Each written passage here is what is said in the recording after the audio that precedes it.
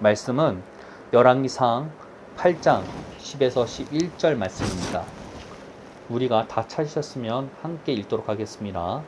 제사장이 성소에 나올 때 구름이 여호와의 성전에 가득하매 제사장이 그 구름으로 말미암아 능히 서서 섬기지 못하였으니 이는 여호와의 영광이 여호와의 성전에 가득함이었더라. 아멘. 오늘 설교하고자 하는 제목은 내 판단을 벗어버려야 진짜 천국이 보인다 라는 제목으로 말씀을 선포하고자 합니다.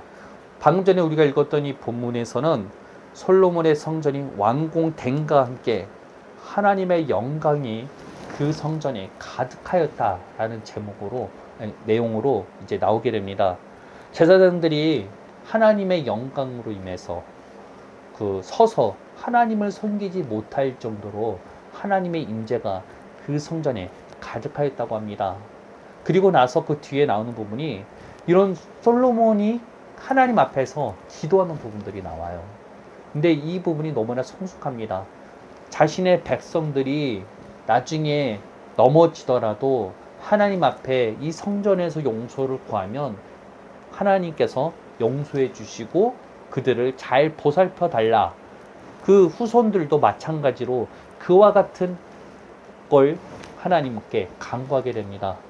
굉장히 성숙한 모습을 보여줘요. 우리가 보통 기도할 때는 오직 나만을 위해서 기도하잖아요. 내가 잘 되고, 내가 어떻게 변하고, 내가 어떻게 하고. 근데 솔로몬은 자신이 다스리는 백성들이 하나님 앞에 다시 넘어지더라도 나아갈 때 이 성전을 통해서 다시 한번 돌이킬 수 있는 기회를 갖게 달라고 기도하는 모습을 갖게 됩니다. 굉장히 성숙한 모습을 보여주죠. 근데 저는 이 부분을 보고 굉장히 당황스러웠어요. 왜냐하면 저번 주에 저의 설교가 그거였잖아요. 솔로몬이 하나님의 말씀에서 벗어난 부분들에 대해서 막 지적하면서 그 부분에 대해서 어떻게 보면은 반대되는 말씀을 했어요. 그런데 그렇게 지적을 해놓고 이번 주 이제 말씀을 딱 보니까 하나님의 영광이 임하고 또 하나님 앞에서 굉장히 성숙한 모습으로서 열정 있는 이런 솔로몬의 모습을 보면서 내가 잘못 설교를 한 건 아닌가라는 생각이 들 정도로 굉장히 당황을 하게 되었습니다.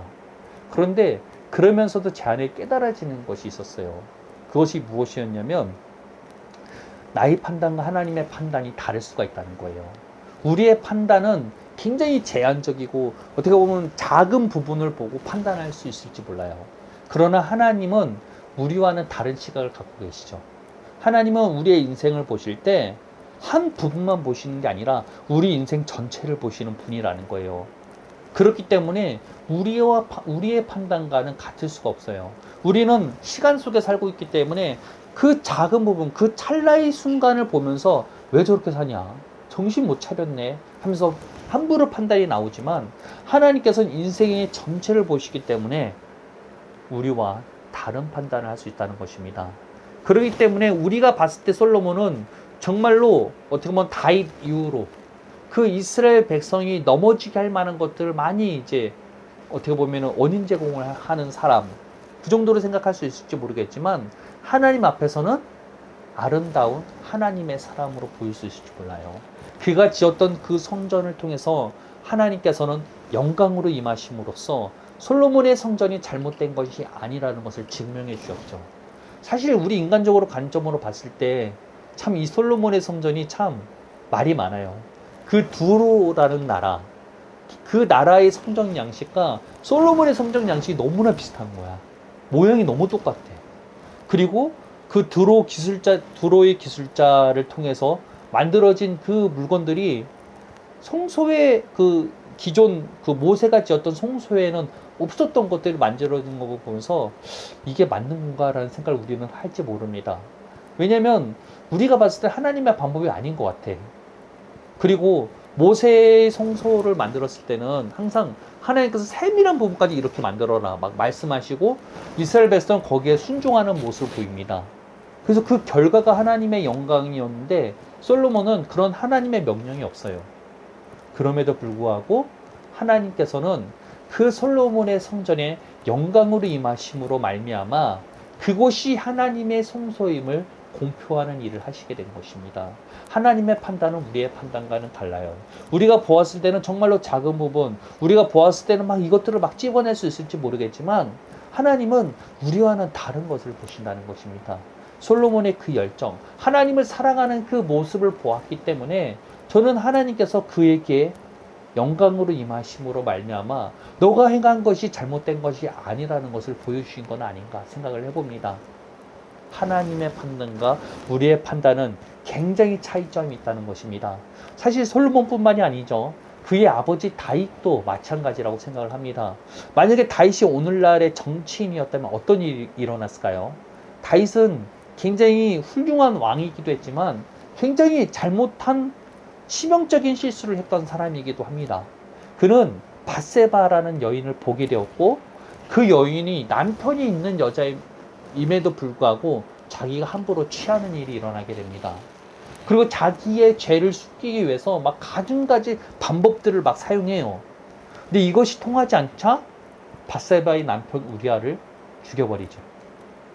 오늘날 그가 정치인이었다면 엄청나게 까였을 거예요. 진짜 사람들이 데모할 정도로, 사람들이 진짜 탄핵을 말할 정도로 굉장히 어떻게 보면은 최악의 정치인으로서 우리는 평가할지도 모릅니다. 그러나 하나님께서는 우리와는 다른 판단을 하시는 분이라는 거예요. 하나님께서 가장 성경에서 기억하는 사람 중에서 5손가락 안에 드는 사람은 다윗이었어요. 하나님은 다윗을 너무나 사랑하였기 때문에 다윗의 후손을 통해서 메시아를 약속하실 정도였습니다. 이스라엘의 왕들을 평가할 때마다 다윗과 같지 아니하였더라.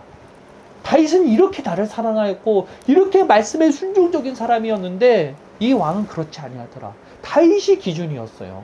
다윗이 어떻게 보면 하나님께는 하나님의 마음 안에 들어오는 자였다는 것입니다. 참 아이러니하죠.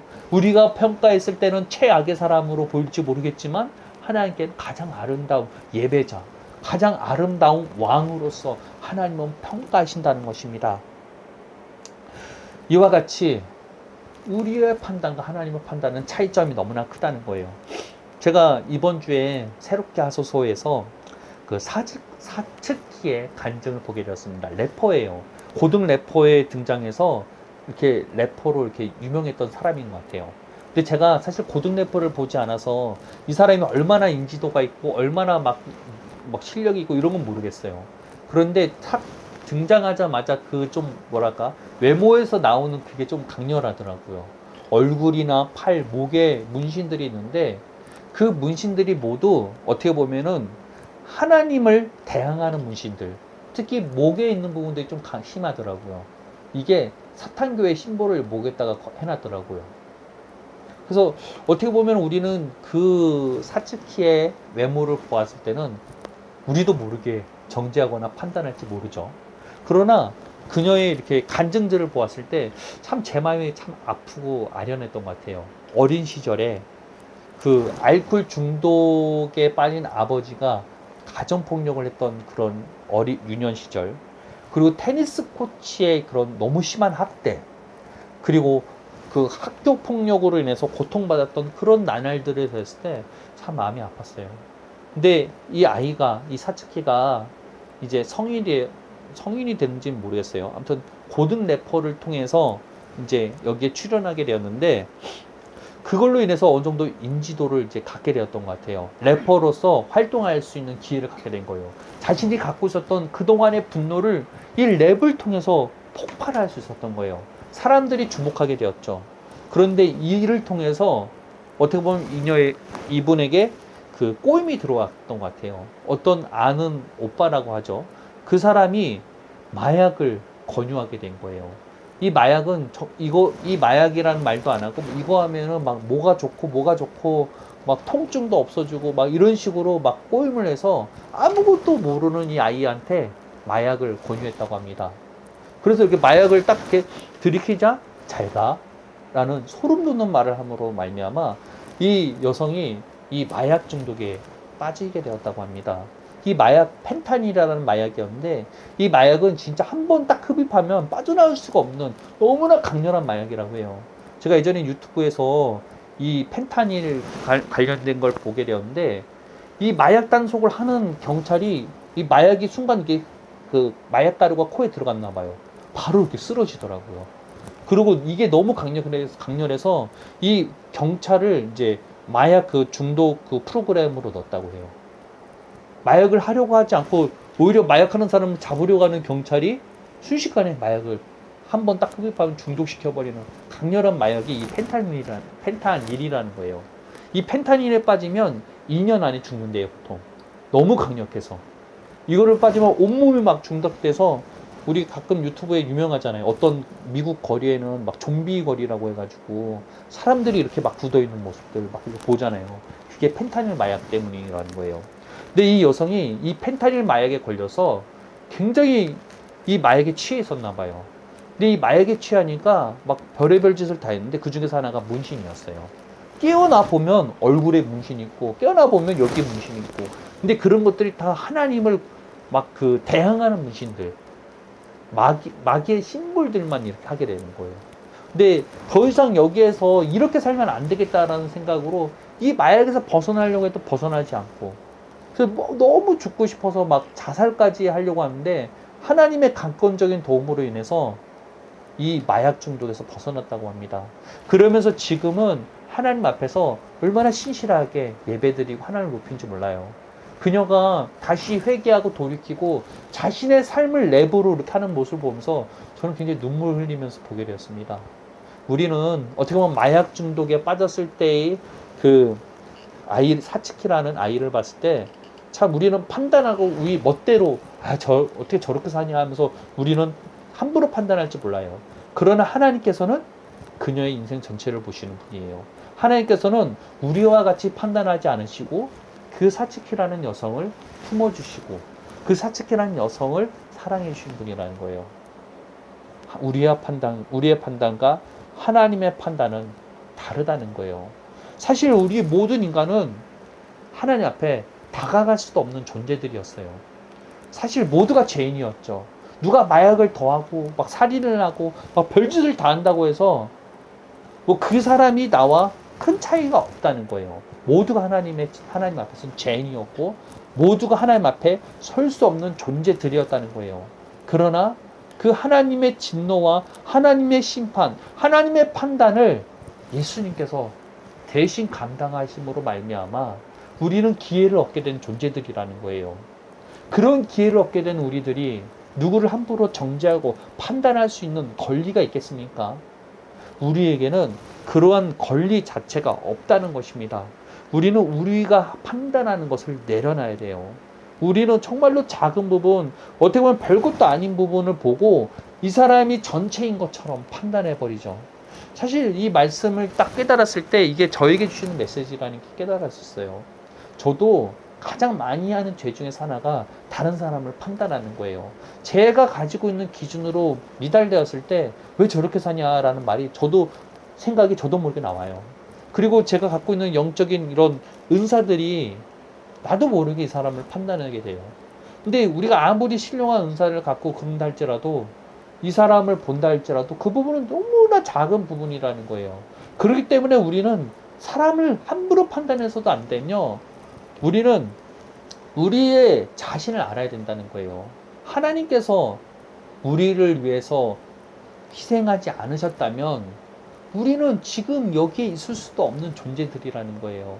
우리는 판단받아야 마땅한 자들이지만 하나님께서 대신 판단받으심으로, 대신 심판받으심으로써 하나님의 아들 예수님께서 대신 심판받으심으로써 말미암아 우리에게 기회가 주어졌는데 이 받은 기회도 모르고 우리는 다른 사람을 판단하고 다른 사람을 정죄하기 바쁜 게 오늘날 우리들이 아닌가 생각을 봐야 된다는 것입니다. 사실 우리들의 부르심은 사람을 판단하도록 부른 존재가 아니라는 거예요. 우리는 판단 자체가 우리에게 허락되어진 게 아니었어요. 사람의 창조 목적 자체는 하나님의 판단에 그대로 따르는 사람들, 하나님의 판단에 자신의 자유의지를 갖고 순종하는 자로서 만들어진 게 우리의 부르심이라는 거예요.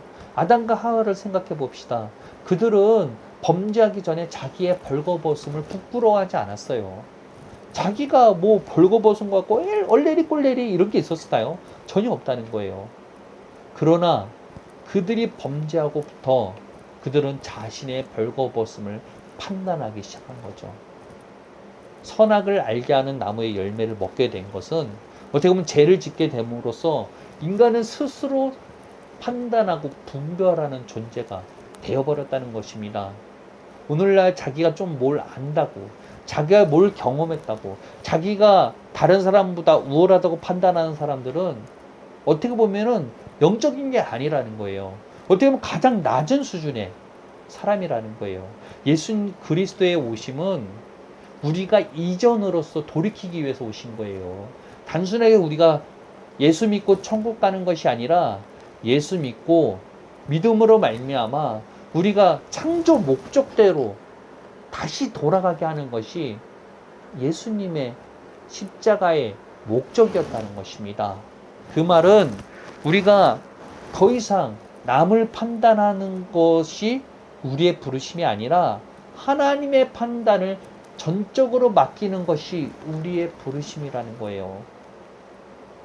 그러기 위해서 예수님께서 십자가로 자기를 희생시키시고 우리에게 기회를 주신 거라는 거예요. 우리는 그 사실을 깨달아야 돼요. 아담과 하와 같이, 타락 이전에 아담과 하와 같이 스스로를 판단하지도 않고 남을 판단하지도 않고 하나님의 판단에 그대로 따르는 신앙생활이 우리에게 너무나 필요하다는 것입니다. 예수님께서 그렇기 때문에 이 땅 가운데 오셨을 때 가장 먼저 첫 번째로 선포한 메시지는 회개하라. 하나님의 나라가 가까이 왔다는 거예요. 예수 믿고 천국 가라는 메시지가 아닙니다. 하나님의 나라가 가까이 왔다는 건 우리에게 하나님의 통치와 다스림이 시작되었다는 거예요. 이제는 네가 왕이 아니고 네 멋대로 사는 인생이 아니라 하나님께서 너희를 다스릴 것이다. 그렇기 때문에 그 다스림을 받기 위해서 회개하라는 거예요. 회개라는 게 우리는 막 맨날 죄를 막 뉘우치고 이 정도로 생각하잖아요. 근데 진짜 회개는 하나님의 통치가 우리의 삶에 가능하도록 내 멋대로 사는 거, 내 마음대로 내가 주인으로 주장했던 것들에서 돌이키고 하나님이 내 인생의 주인 될 수 있도록 받아들이는 게 회개라는 것입니다. 하나님의 통치와 다스림이 시작되었다는 거예요. 그런데 내가 판단하지 않고 하나님의 판단에 전적으로 맡긴다는 거, 그것이 어떻게 보면 하나님의 나라가 이루어지는 것이 아닐까요? 그것이 하나님의 다스림이 이루어지는 것이 아닐까요? 그렇기 때문에 우리는 하나님의 나라를 통치하신데 이런 것들로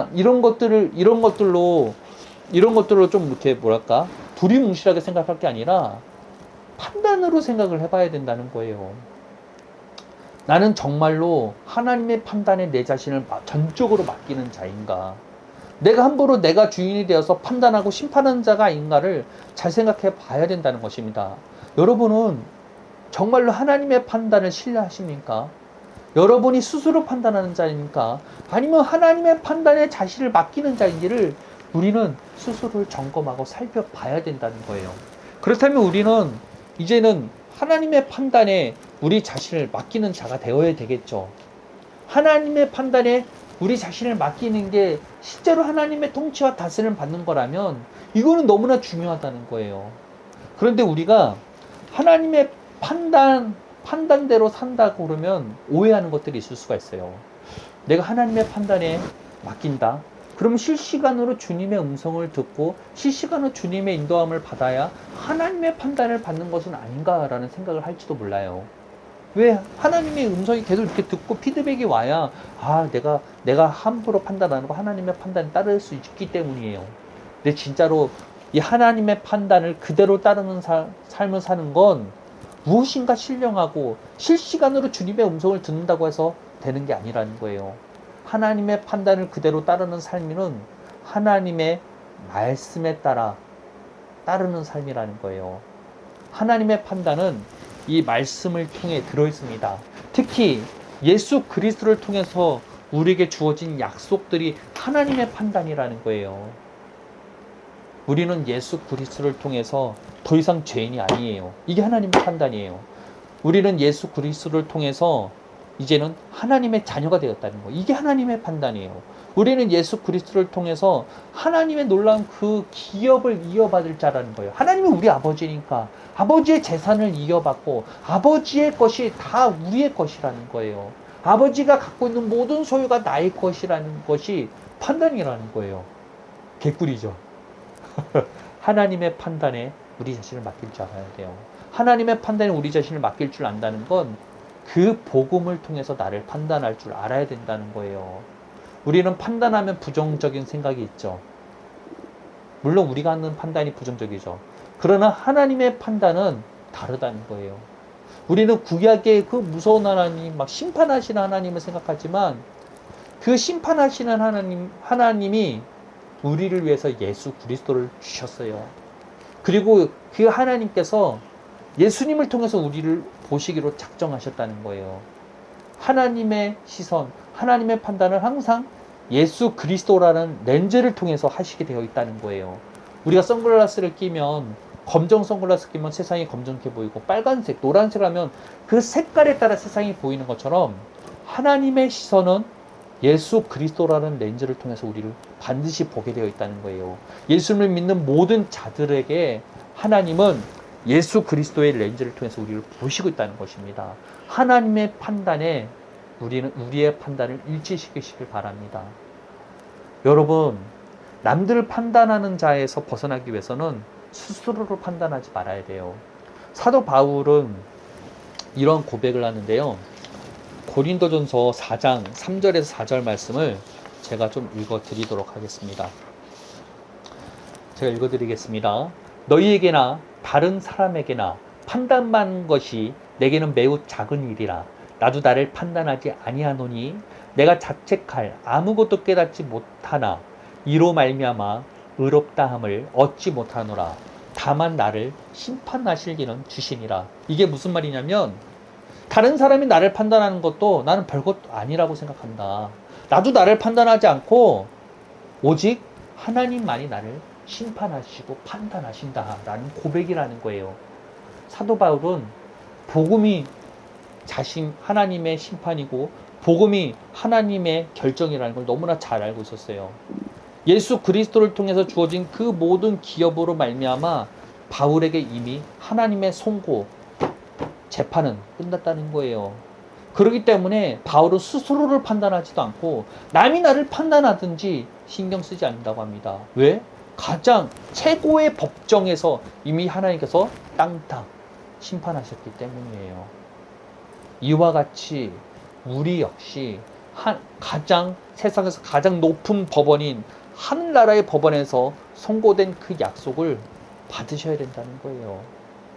하나님께서 이미 우리를 의인으로서 하나님의 자녀로서 새로운 피조물로서 선고하셨다면 그 하나님의 말씀, 하나님의 그 법정의 그 결과에 따라 우리는 따를 줄 알아야 된다는 거예요. 그런데 우리는 이미 법정이 딱 선고됐음에도 불구하고 아니야 나는 찌질해, 아니야 나는 부족해, 아니야 나는 멍청해 라면서 스스로 판단하고 있다는 것입니다. 당장 닥쳐오는 상황, 당장 닥쳐오는 어려움으로 말미암아 아니야 그렇지 나는 저렇게 멍청하고 나는 부족하지 라면서 스스로를 판단하며 침몰하는 게 오늘날 우리들 아닐까요? 스스로를 판단하지 마셔야 됩니다. 우리의 부르심은 이제는 우리가 판단하는 주체 자체가 아니라는 거예요. 판단했던 내 자신은 이미 그리스도와 함께 죽어버렸습니다.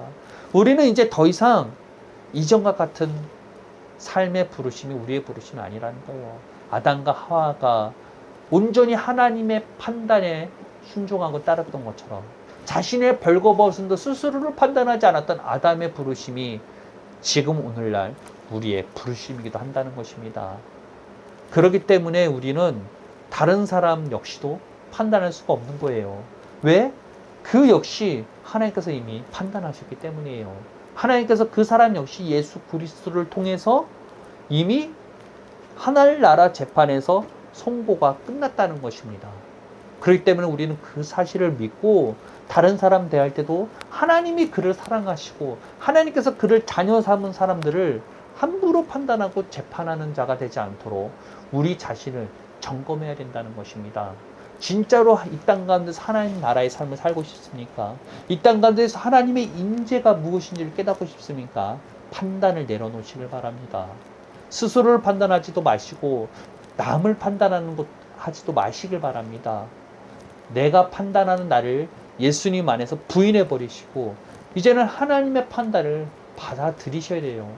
하나님께서 재판하신 것들을 그 결과를 이제는 받아들여야 됩니다. 언제까지 스스로를 내 마음대로 지적하고 내 마음대로 나를 부족하다 생각하실 것입니까? 거기에서 벗어나야 된다는 것입니다.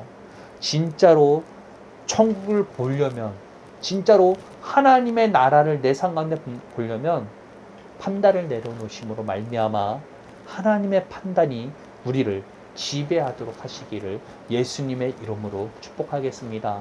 저는 이 말씀을 듣는 모두가 이것을 좀 깨달았으면 좋겠어요.